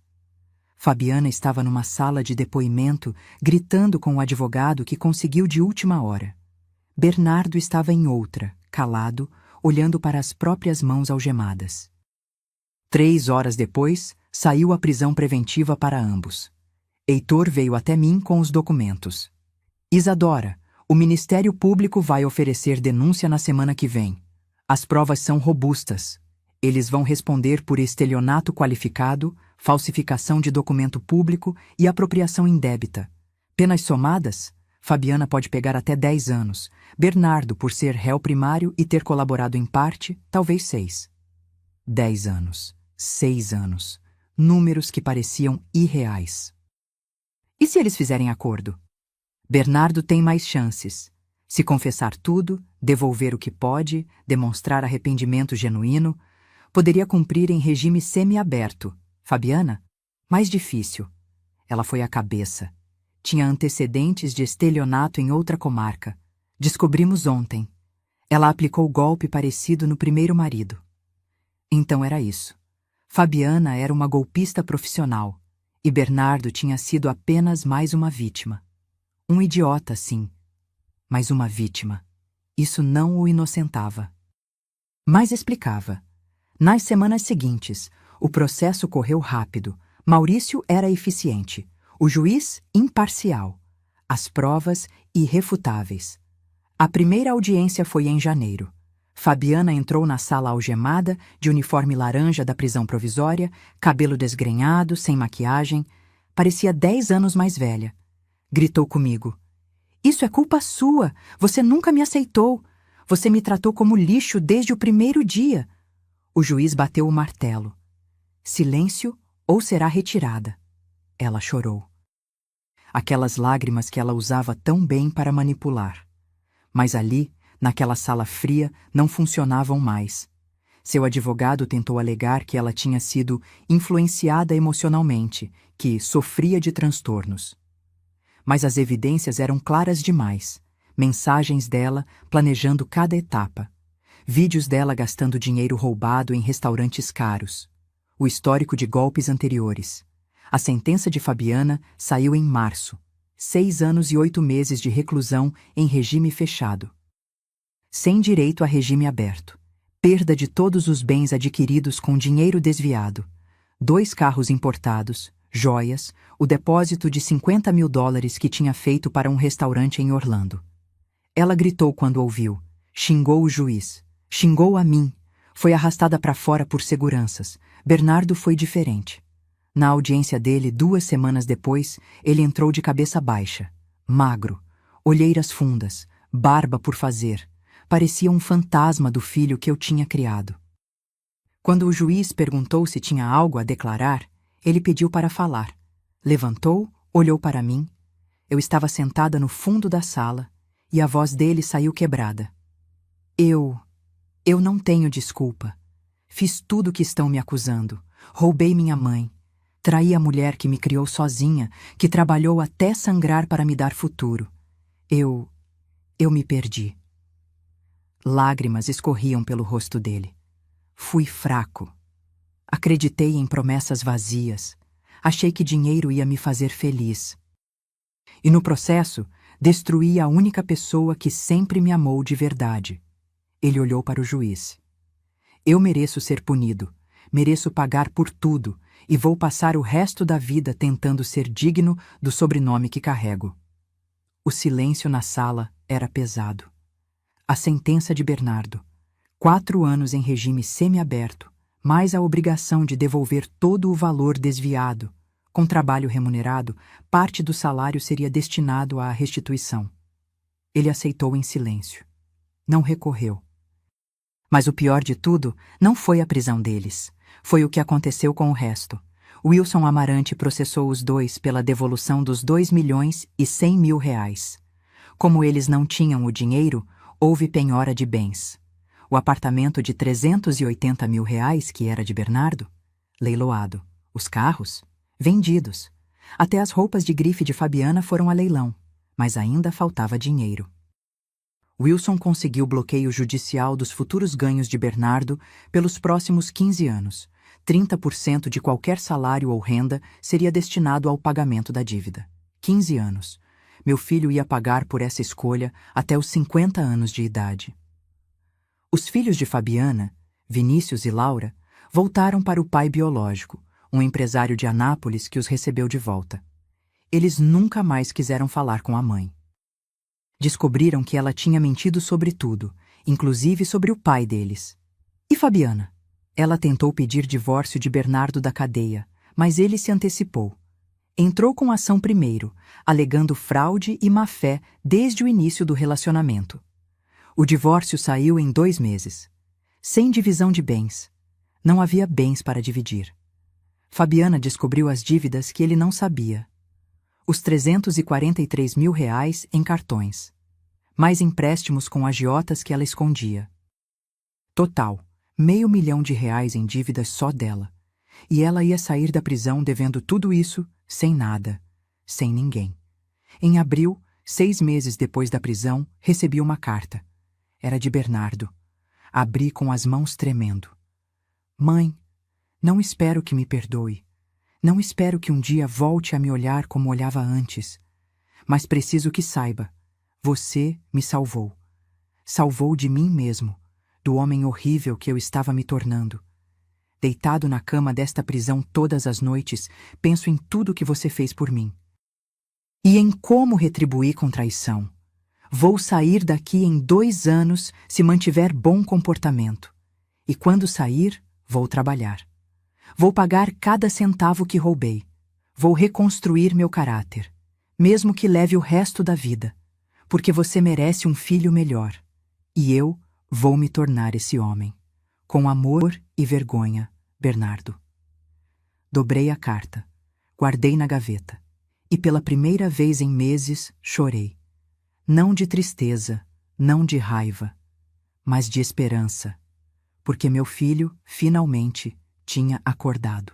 Os primeiros meses depois das sentenças foram estranhos. A fazenda continuava funcionando, sempre funcionou, porque eu nunca parei. Mas havia um silêncio diferente agora. Os quartos que Fabiana, Bernardo e os enteados ocupavam ficaram vazios. Mandei limpar tudo. Doei as roupas dela para instituições de caridade. Os móveis que ela tinha comprado com dinheiro roubado? Vendidos. Cada centavo voltou para os cofres da fazenda. Voltei a ter minha casa de volta. Mas também voltei a estar sozinha. Nas primeiras semanas, não consegui visitar Bernardo. Heitor perguntou se eu queria ir, mas sempre inventava desculpas. Estou ocupada com os cavalos. Preciso fechar contratos. Não é o momento.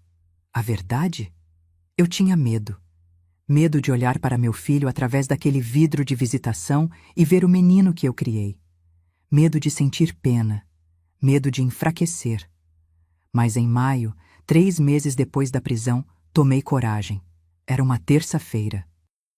Dirigi até a Aparecida de Goiânia, onde ficava o Centro de Detenção Provisória. Prédio cinza, grades, arame farpado, aquele lugar onde meu filho agora dormia. Passei pela revista. Deixei bolsa, celular, tudo. Entrei na sala de visitação. Mesas de ferro, cadeiras desconfortáveis, cheiro de desinfetante barato. E então ele entrou. Meu Deus, como ele estava magro. Bernardo usava uniforme bege, cabelo raspado, barba feita. Tinha olheiras profundas, ombros caídos. Mas quando me viu, algo brilhou nos olhos dele. Não felicidade, vergonha misturada com alívio. Sentou na minha frente. Não sabia onde colocar as mãos. Mãe! Fiquei em silêncio. Apenas olhei para ele. Obrigado por vir. Eu achei que nunca mais ia ver você. A voz dele estava rouca, como se tivesse chorado muito. Como você está? Perguntei. Não por educação, mas porque, mesmo depois de tudo, ele ainda era meu filho. Sobrevivendo. Trabalho na cozinha. Acordo às 5, faço 400 marmitas por dia. Ganho um salário mínimo. 30% vai para pagar a dívida com o Wilson. O resto, guardo. Ele olhou para as próprias mãos calejadas. Pela primeira vez na vida, estou pagando minhas contas, com dinheiro que eu ganhei. E sabe o que é mais estranho? Eu me sinto limpo. Não respondi. Ainda não estava pronta para consolá-lo. Mãe, eu sei que destruí tudo. Sei que você nunca vai me perdoar. Mas preciso que saiba, a Fabiana está pedindo para eu testemunhar contra você, dizendo que você forjou provas, que manipulou tudo. O advogado dela me procurou. Meu estômago apertou. E o que você disse? Ele me olhou nos olhos, e pela primeira vez em anos, vi honestidade ali. Disse que não, que todas as provas são reais, que eu cometi os crimes que estão me acusando, e que se ela quer tentar me usar de novo, pode esquecer. Respirei fundo. Por que você fez isso, Bernardo? Por que escolheu ela em vez de mim? Ele baixou a cabeça. As lágrimas vieram. Porque eu me senti importante. Pela primeira vez, alguém me olhava como se eu fosse especial, não apenas o filho da Isadora Mendes. Ela me fazia sentir que eu era o dono. Eu era o poderoso. E fui idiota demais para ver que ela só queria seu dinheiro. Silêncio pesado. Mas a culpa não é só dela, mãe. É minha. Eu escolhi acreditar nas mentiras porque era mais fácil do que enfrentar a verdade, que eu nunca fui metade do que você é. E em vez de trabalhar para ser melhor, eu quis te derrubar. Aquelas palavras me cortaram, mas eram verdadeiras. Você tem razão, eu disse calmamente. Você foi fraco, covarde, escolheu o caminho fácil. Ele concordou com a cabeça, chorando. Mas sabe o que mais? Você ainda é meu filho, e eu não desisto da minha família. Ele levantou os olhos, surpreso. Não significa que esqueci, não significa que está tudo bem, mas significa que, se você realmente mudar, se provar com ações e não com palavras, talvez um dia a gente consiga reconstruir alguma coisa. Bernardo chorou abertamente. Colocou as mãos no rosto. Eu vou provar, mãe. Juro por Deus. Vou sair daqui, vou trabalhar, vou pagar cada centavo. Vou me tornar o homem que você merecia que eu fosse. Saí daquela visita com o coração pesado, mas menos partido. Os meses seguintes foram de pequenas reconstruções. Visitei Bernardo uma vez por mês, sempre conversas curtas. Ele me contava sobre o trabalho na cozinha, sobre os cursos que estava fazendo dentro da prisão, administração, gestão rural, até um curso de ética. Ele estava tentando. Em agosto, ele me ligou da prisão, animado. Mãe, consegui regime semiaberto. Vou poder trabalhar fora durante o dia e voltar para dormir. Arranjei emprego numa cooperativa agrícola aqui perto. Salário de R$ 3.500. 3.500. Uma miséria comparado ao que ele poderia ter ganhado na fazenda. Mas era honesto. Estou orgulhosa de você, eu disse. E era verdade. Em novembro, um ano depois da prisão, Bernardo me ligou chorando. Mãe, a Fabiana foi condenada em segunda instância, 6 anos e 8 meses mantidos. E ela pediu para eu ajudar ela. Disse que ainda me ama, que fomos vítimas de você. Meu sangue gelou. E o que você disse? Disse que o único amor que ela teve foi pela sua fazenda e que eu nunca mais quero ver a cara dela. Desliguei o telefone e sorri. Meu filho estava finalmente acordando de verdade. Em dezembro, quando completou 1 ano e meio de regime semiaberto, ele me ligou com uma pergunta. Mãe, quando eu sair definitivamente daqui 2 anos, você acha que, um dia, eu poderia voltar para na fazenda? Fiquei em silêncio. Não como dono, não como administrador, mas como funcionário, como peão. Quero aprender de novo, do zero, como você aprendeu quando o pai morreu. Olhei pela janela da sala. Vi tempestade de prata pastando tranquila no campo. Vamos ver, Bernardo. Vamos ver se você prova que merece. Vou provar, mãe. Eu prometo. E pela primeira vez em anos acreditei nele. Porque perdão não é esquecer. Perdão é dar uma chance para recomeçar. E meu filho, finalmente, estava fazendo por merecer essa chance. 2 anos e meio se passaram desde aquele dia na sala, quando vi Bernardo e Fabiana algemados. 2 anos e meio de reconstrução lenta, de cicatrizes sarando, de aprender a confiar novamente. E nesse tempo, cada personagem dessa história recebeu exatamente o que merecia. Fabiana cumpriu 3 anos e meio de seus 6 anos e 8 meses quando conseguiu progressão para regime semiaberto por bom comportamento. Segundo o advogado dela, tinha se tornado modelo na prisão. Trabalhou na lavanderia, fez cursos, mas eu sabia a verdade. Gente como Fabiana não muda, apenas aprende a esconder melhor. Quando saiu, em julho de 2028, tentou reconstruir a vida. Mas descobriu que reputação não se recupera tão fácil. As dívidas que deixou, R$ 512 mil entre cartões, agiotas e processos, a perseguiam. Teve nome negativado, CPF bloqueado. Não conseguia emprego. Tentou abrir um salão de beleza em Anápolis usando o nome de terceiros, mas faliu em 4 meses. Os filhos, Vinícius e Laura, cortaram contato completamente. O pai deles, um empresário decente que ela tinha caluniado por anos, os acolheu de volta e contou toda a verdade. Eles descobriram que a mãe sempre foi manipuladora, que o primeiro casamento acabou por golpes parecidos, que eles foram usados como peões numa estratégia maior. Vinícius me procurou por mensagem 1 ano após a prisão da mãe. Dona Isadora, quero pedir desculpas. Minha mãe nos ensinou a ver a senhora como inimiga. Hoje entendo que a senhora apenas se defendeu. Sinto muito, respondi com carinho. Ele não tinha culpa de ter uma mãe golpista. Laura nunca me procurou, mas soube que entrou na faculdade de Direito, trabalhando de dia e estudando à noite, talvez querendo entender como nunca mais ser enganada. Fabiana tentou contato com Bernardo dezenas de vezes, cartas que ele não respondia, ligações que ele não atendia. Até que um dia, ela apareceu na cooperativa onde ele trabalhava. Bernardo me ligou naquela noite, voz firme. Mãe, a Fabiana apareceu hoje. Disse que ainda me ama, que podemos recomeçar, que foi tudo culpa sua por ter armado contra ela. Meu coração acelerou. Mandei ela embora. Disse que o único amor que ela teve foi pela sua fazenda, não por mim. E que se ela aparecer de novo, vou pedir medida protetiva. Sorri do outro lado da linha. Você fez a coisa certa, filho. Aprendi com a melhor. Wilson Amarante, o comprador enganado, levou 3 anos para receber tudo de volta. Foram vendas de bens, penhoras, porcentagens de salários. Ele foi paciente, mas implacável. No final, recebeu os R$ 2.100.000 com juros e correção. Total de 2.400.000. Ele me procurou quando recebeu o último centavo. Dona Isadora, lamento que a senhora tenha passado por isso. Sua fazenda está de pé à venda? Sorri.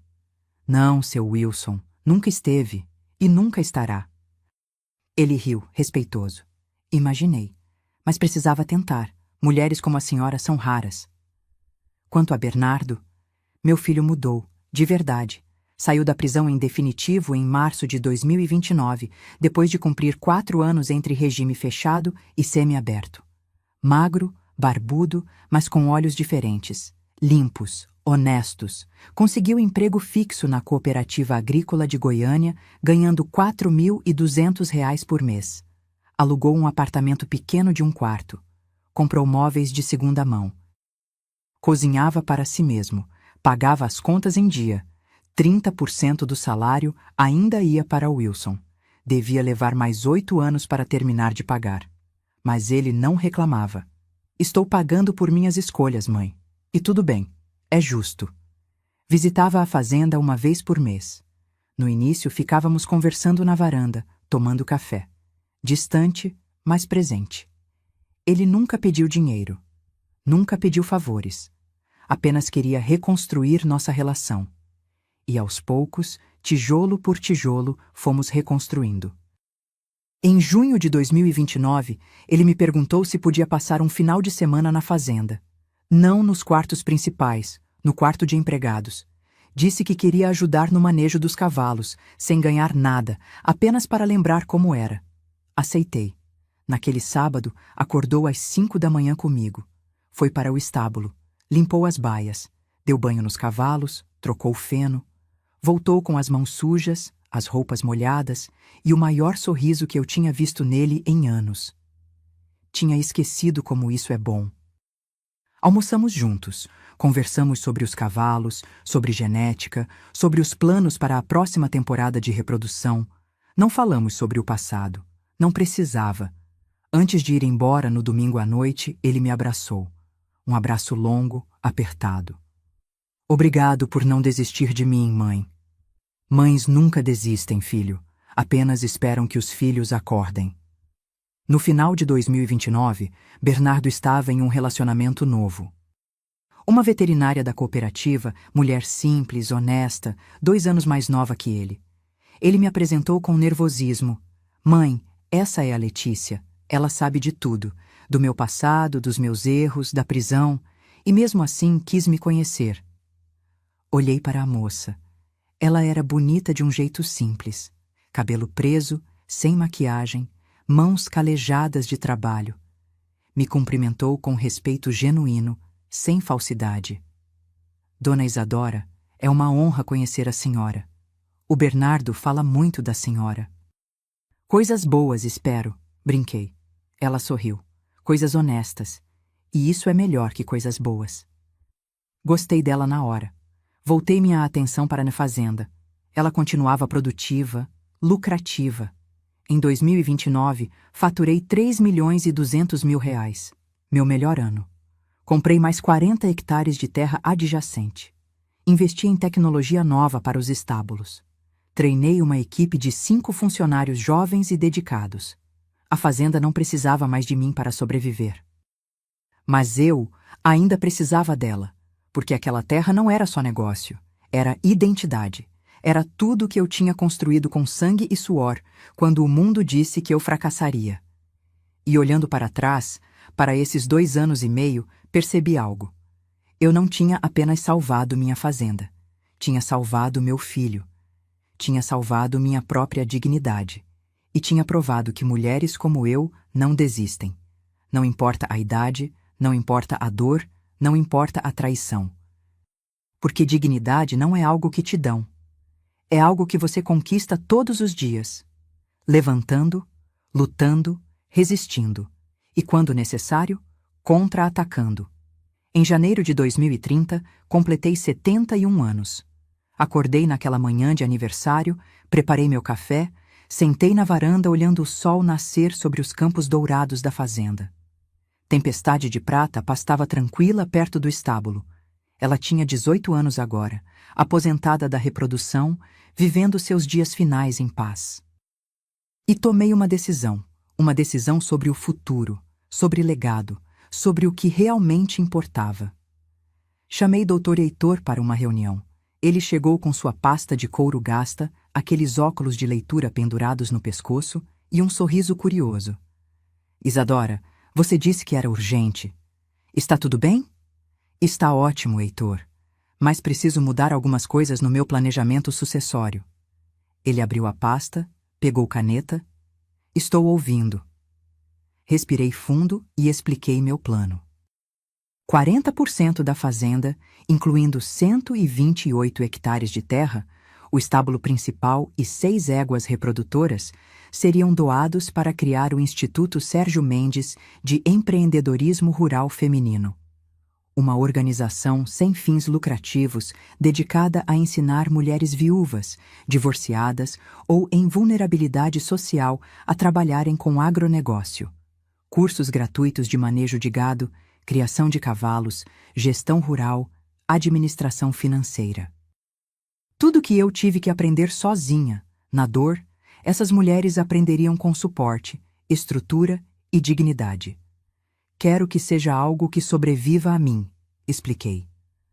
Algo que mostre para outras mulheres que não importa quantos anos você tem, não importa se está sozinha, você pode reconstruir sua vida. Heitor sorriu, emocionado. Sérgio ficaria orgulhoso. Eu sei. Os 60% restantes, a casa principal, o resto das terras, os cavalos campeões, todo o patrimônio financeiro, seriam colocados em um trust irrevogável. Bernardo só poderia acessar esse trust aos 50 anos de idade, daqui a 8 anos. E apenas se cumprisse 3 condições não negociáveis. Primeira, provar mudança de caráter com trabalho honesto contínuo por no mínimo 8 anos, sem dívidas, sem processos, sem golpes. Segunda, terminar de pagar todas as dívidas remanescentes com Wilson Amarante. Terceira, trabalhar como voluntário no Instituto Sérgio Mendes por pelo menos 2 anos, ensinando jovens sobre os erros que cometeu e as consequências de escolhas erradas. Se ele não cumprir essas condições, Heitor perguntou, então o trust será dissolvido e todo o patrimônio vai para o Instituto. Bernardo não receberá nada. Heitor anotou tudo, levantou os olhos. Você tem certeza? É uma decisão dura. Tenho absoluta certeza. Porque se existe algo que aprendi nesses anos todos é que herança não se dá, se conquista. Meu filho precisa provar que é digno do sobrenome que carrega. Os documentos foram assinados em fevereiro, registrados em cartório, irrevogáveis. Contei para Bernardo numa visita dele à fazenda, num domingo tranquilo. Estávamos na varanda, tomando limonada, quando coloquei os papéis na mesa. Filho, preciso te mostrar uma coisa. Ele leu, página por página. Quando terminou, tinha lágrimas nos olhos. Mãe, eu não esperava nada. Depois de tudo que fiz, eu sei, mas não é sobre o que você espera. É sobre o que você merece, e até agora você está no caminho certo. Continua assim pelos próximos 8 anos e esse patrimônio será seu. Ele segurou minha mão. Não vou te decepcionar de novo, juro. Eu sei. A criação do Instituto foi anunciada em março. Fiz questão de uma cerimônia pequena, apenas com imprensa local e algumas fazendeiras da região que eu respeitava. Falei no microfone, nervosa. Nunca gostei de holofotes, mas firme. Esse instituto leva o nome do meu marido, Sérgio Mendes, porque foi com ele que aprendi o significado de parceria. Mas leva adiante meu trabalho. Mostrar para mulheres que a gente não precisa de permissão para reconstruir nossas vidas. Precisamos de coragem, conhecimento e apoio. 23 mulheres se inscreveram na primeira turma. Viúvas, divorciadas, mães solteiras. A mais nova tinha 28 anos. A mais velha, 62. Dei aulas pessoalmente nas primeiras semanas. Ensinei sobre cavalos, sobre terra, sobre contratos. Contei minha história, sem enfeites, sem vitimização, apenas fatos. No final da minha fala, uma mulher de 50 anos levantou a mão chorando. Dona Isadora, meu marido morreu há 3 anos, me deixou com dívidas e fazenda abandonada. Eu achei que ia perder tudo, mas ouvindo a senhora, eu sinto que ainda tenho chance. Você tem, minha querida. Você sempre teve. Só precisava de alguém para lembrar você disso. Os meses seguintes foram de satisfação profunda. Ver aquelas mulheres aprendendo, crescendo, conquistando autonomia. Ver a fazenda funcionando perfeitamente, mesmo com parte dela dedicada ao instituto. Ver Bernardo trabalhando honestamente, crescendo como homem. Em junho de 2030, Bernardo me ligou com uma notícia. Mãe, a Letícia está grávida. Meu coração parou. Você vai ser avó. Avó. Depois de tudo, depois da dor, da traição, da reconstrução, eu ia ser avó. Estou feliz, filho, muito feliz. Mãe, eu quero que meu filho, ou filha, cresça conhecendo a avó, conhecendo a história de como você lutou, para que ele aprenda desde cedo. Dignidade não se negocia. Desliguei e chorei. Lágrimas boas, de realização. Hoje, sentada na varanda dessa fazenda que construí com sangue e suor, olho para trás e vejo a jornada completa. Vi a pior traição que uma mãe pode sofrer, mas também vi a redenção mais bonita que um filho pode conquistar. Aprendi que família não é só sangue, é respeito, é lealdade, é esforço mútuo. Aprendi que perdão não é fraqueza, é força. Mas perdão sem mudança não é perdão, é permissão para ser ferida de novo. Aprendi que mulheres como eu, mulheres de 71 anos, com rugas, com mãos calejadas, com histórias de dor, não são descartáveis, somos essenciais, porque carregamos sabedoria que só se conquista vivendo, e lutando, e resistindo. Todas as manhãs acordo às 5, faço meu café, vou ao estábulo, cumprimento tempestade de prata, e agradeço por estar viva, saudável, forte, porque enquanto eu respirar, essa fazenda vai prosperar.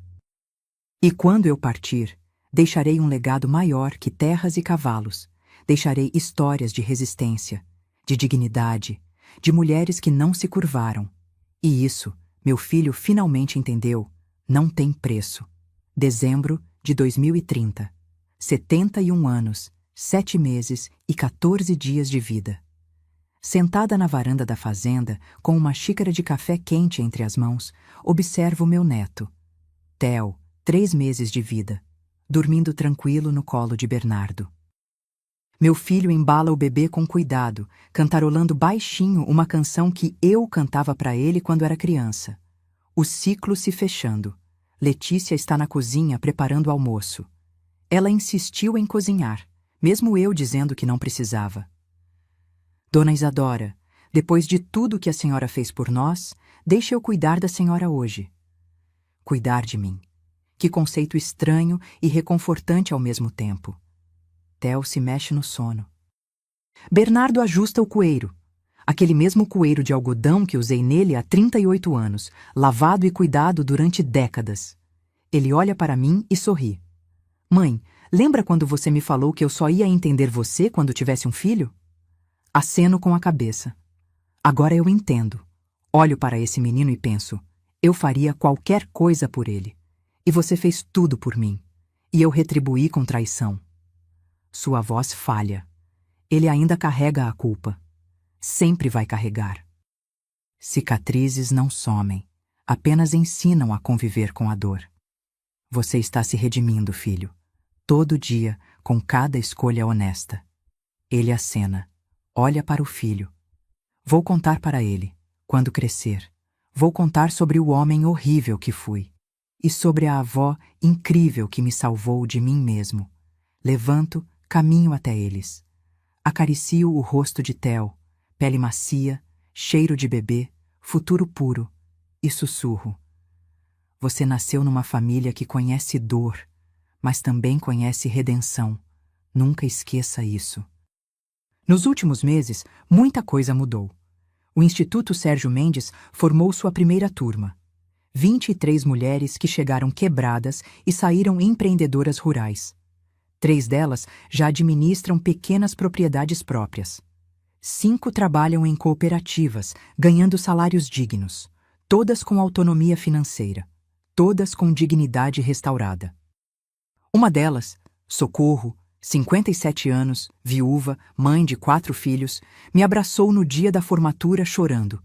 Dona Isadora, a senhora me ensinou que eu não preciso de homem para sobreviver. Preciso de conhecimento e coragem. Você sempre teve os dois, Socorro. Só precisava que alguém te lembrasse. Bernardo completou 6 anos de trabalho honesto na cooperativa. Foi promovido a supervisor. Salário de R$ 7.200. Economiza 40% todos os meses. Planeja comprar um terreno pequeno daqui a 2 anos para ter sua própria criação de gado. Pequena, humilde, mas dele. Terminou de pagar o Wilson Amarante em setembro. 8 anos de dívida quitada. No dia do último pagamento, ligou para mim chorando de alívio. Acabou, mãe. Estou livre. Finalmente livre. E começou como voluntário no instituto. Todo sábado, passa o dia ensinando jovens sobre administração rural. E no final, conta sua história. A história do filho que teve tudo e jogou fora. A história do homem que foi preso por roubar a própria mãe. A história da redenção conquistada dia após dia.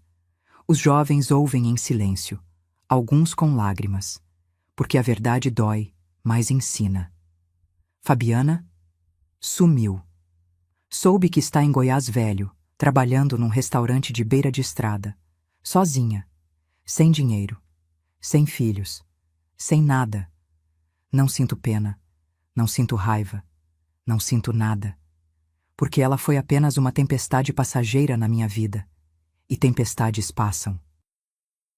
O que fica é a estrutura que você construiu para resistir a elas. Hoje, olhando ao redor, vejo o que realmente importa. Vejo meu filho segurando o filho dele com amor verdadeiro. Vejo minha fazenda produtiva, próspera, com jovens funcionários dedicados. Vejo o Instituto formando dezenas de mulheres todo ano. Vejo Tempestade de Prata pastando em paz, velha, mas digna. Vejo minha vida. Uma vida que poderia ter terminado em amargura, mas que escolhi reconstruir em propósito. Às vezes, quando estou sozinha, volto àquele momento, aquele telefonema.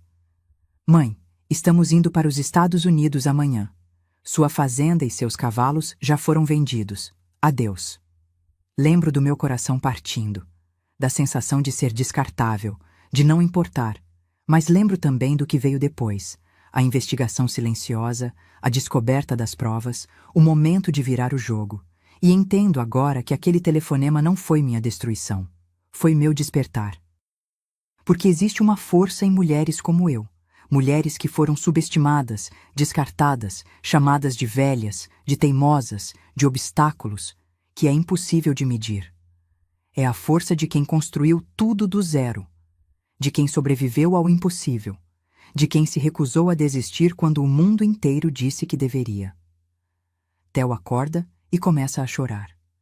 Bernardo o embala, nervoso. Ainda está aprendendo. Pego o bebê dos braços dele, coloco contra meu peito e o choro para instantaneamente. Como você faz isso?